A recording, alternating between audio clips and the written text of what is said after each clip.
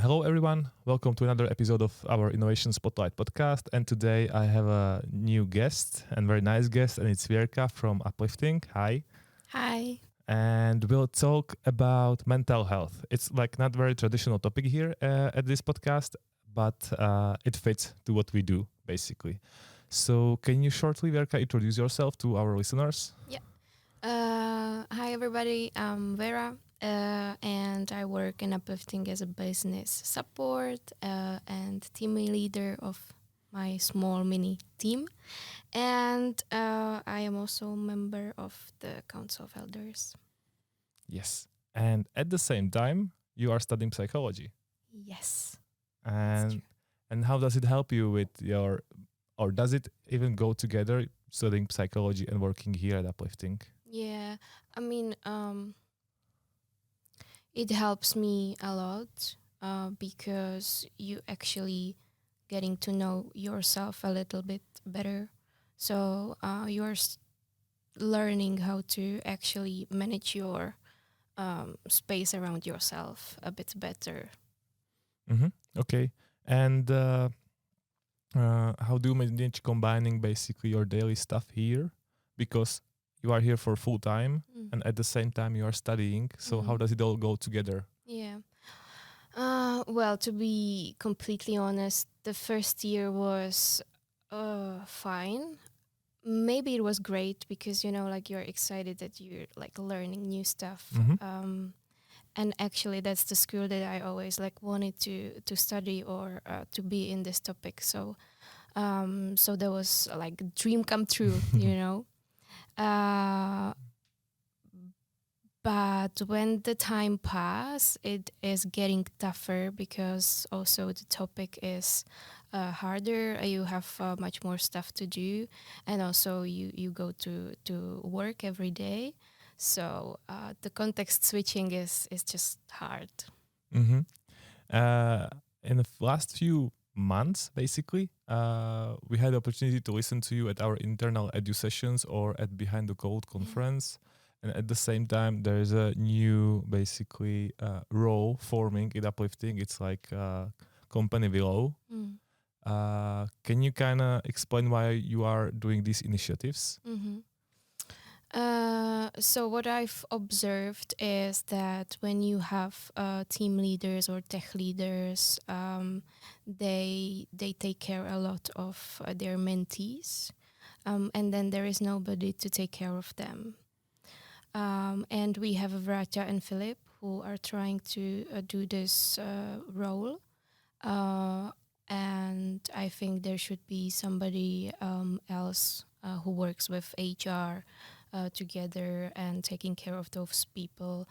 And why I also think it's cool is because I'm kind of combining it with coaching. And I think that's another thing that you can actually offer for like better environment and the company culture. So the new position or new initiative will be basically for people to come to you and share their pains, their struggles, and kind of get some advice, or they just need someone to listen to them, basically. Yeah, I mean, it can be both, but there is a like strict line between having a session in a psychotherapist and with a coach. Yes. And as a coach, you're actually talking about future. So what you can like talk to those people with is about the future plans, goals, and trying to help them in the preparation of reaching that. But also like there are struggles indeed, but there is a strict line between going into a past and going into a future. Yes. I think like why we are shooting or recording this podcast is that there is a problem, and it's big problem for every company and every employee, basically, that there is a really big pressure on people and getting a lot of new responsibilities, and it can crush someone. So how common is that? What do you think? How important this topic is now in these days? I think that's a huge topic because we are all pressured to be somehow magnificent in our job and daily work and life in general. But what the truth is that the mistakes are kind of part of it, and a crisis as well. Mm-hmm. Nice word, crisis. What is it? There is many definition in literature, but I would say for like what I think and what it is to say it like in a summary and very short is when it's too much on you. Mm-hmm. And how can you identify that it's too much on you? What happens internally in your brain or with your body? Well, we all experience crisis differently, so we all have a different triggers, and we have a different emotional levels of dealing with crisis. But we know that we might know that we are in a crisis when we feel that something is just off, and we might act differently. We feel there is something different in our behavior, in sleeping patterns, in, I don't know, eating behavior. We might feel tired, hard to focus. Mm-hmm. And what can we do with that? Or what is the first step of getting out of the crisis? I think it's first important step is to admit it and know that it's this one. And the second is just to calm down. Mm-hmm. You know, because people usually tend to work more because indeed when you don't sleep very well, then you don't focus and you don't feel very effective. So you're trying to push harder. Mm-hmm. But I think it's better to slow down, take some time off, think about what is happening to me, and try to do things differently. Mm-hmm. Okay. On the Behind the Code event, you were kind of describing this process step by step, what we can do. Can we maybe elaborate more for our listeners on that and describe them step by step what they should do when they go to a crisis, basically? Yeah, well, if I should say like in a few words, then it is like very important step is to admit it and recognize that this is something that I am going through. Then it's good to slow down. It's good to have people around yourself that you can talk to, because it is a sign of strength to ask for help if you know that there is something going on with you. And when you're talking about something, it might getting weaker, you know. So that's sometimes they say that it's half of the solution that you actually talk about it. And then I think it's good to know yourself and to know your coping strategies and to know what is helping you in those hard times. And then somehow trying to learn what is helping you and just get rid of it, get rid of the stuff that don't help you anymore. Mm-hmm. Are there any basic techniques on how to lay over all stuff from myself? Like, I have too much things to do, and now what should I do? How to prioritize my life or my work?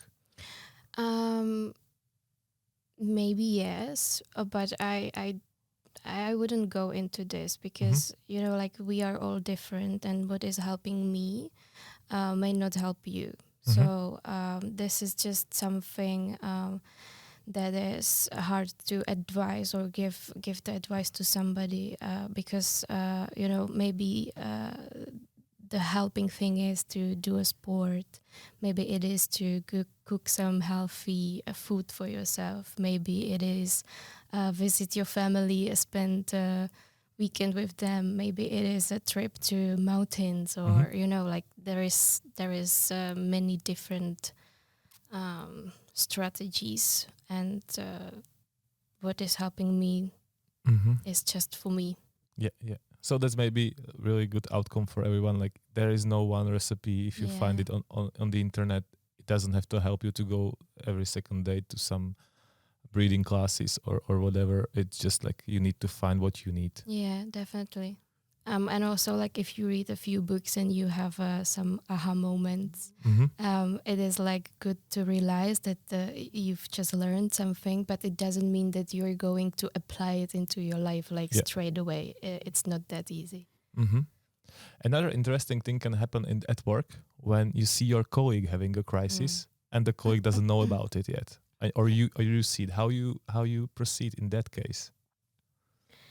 Yeah, this one is a tricky one because even if it's your colleague or if it's your mom or if it's your friend, you know, like you cannot do much because you might feel that you know exactly what they need and what is best for them, but that's your stuff. Maybe they need something else. So what is important is to be there whenever they actually do the first step and they recognize that there is something going on and they would like to talk about it with somebody. So it is good to be there always for your friends or people around yourself. You can offer them a help. You can reflect that you have some concerns about what is going on. But I think what is important to know that it's good not to pressure them into some solution that you might feel is the best one for them, because that will do probably the other effect and it will push them maybe far away from you. So you can basically do like, hey buddy, are you crazy?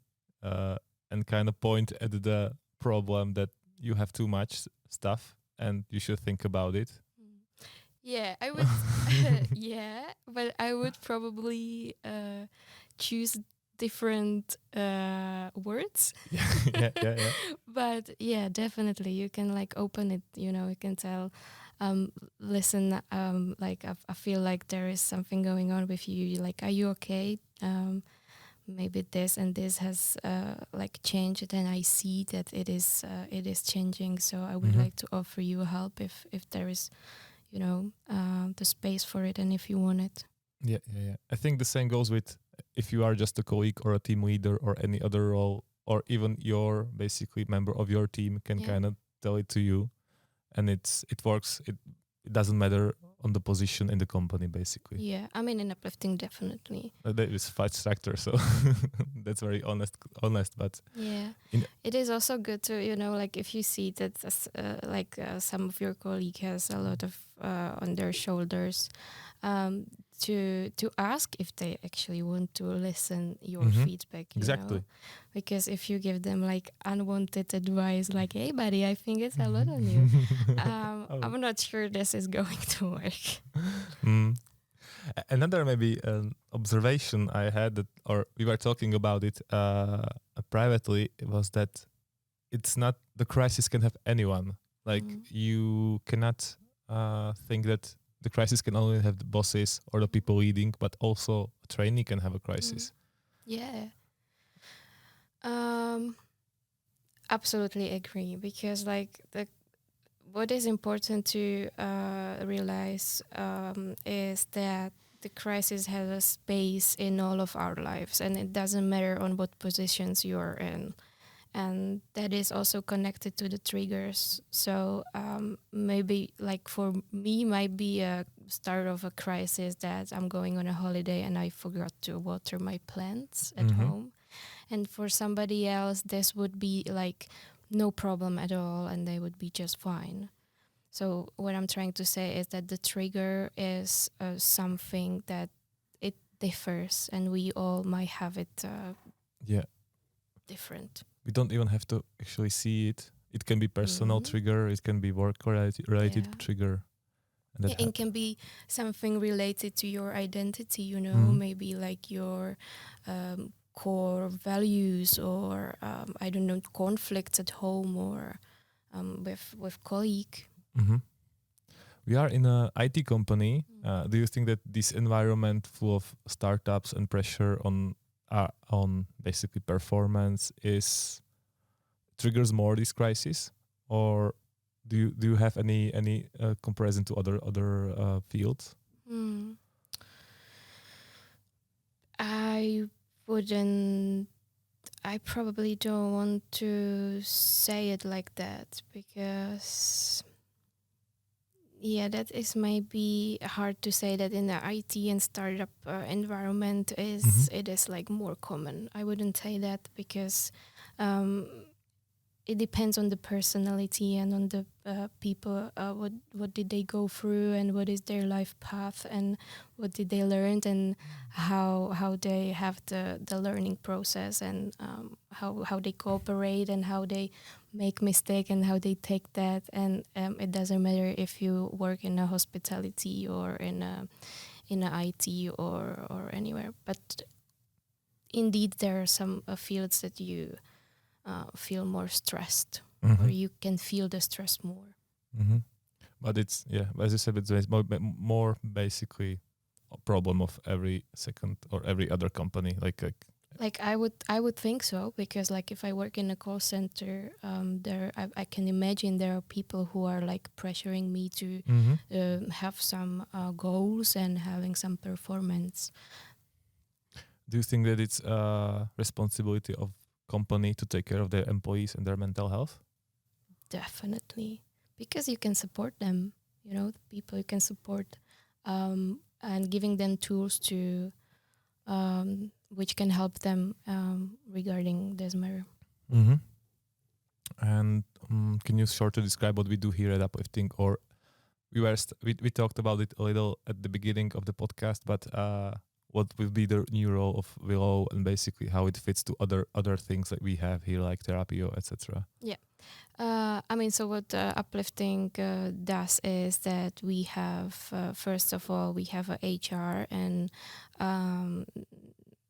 these girls are trying their best to take care of all of us.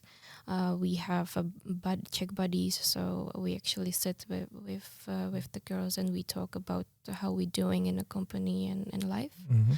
So that's one thing where you can actually see that the person is going through something. And there is the mentors, so like usually you have somebody to talk to always. Then you may have a tech leader, so you can talk to that person as well. And then you have a paid therapy session through the Therapio.